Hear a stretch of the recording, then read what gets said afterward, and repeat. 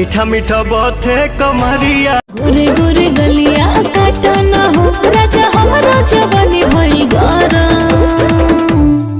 ते कुआर बारिश रे हम ना करबै कुकरम देखला हम ना राजवानी एह व्यवहार बगा हम ना राजवानी एह व्यवहार बगा काहे करा तारा होना भातार ना सच और घर के लड़की हौला के जाई भाटा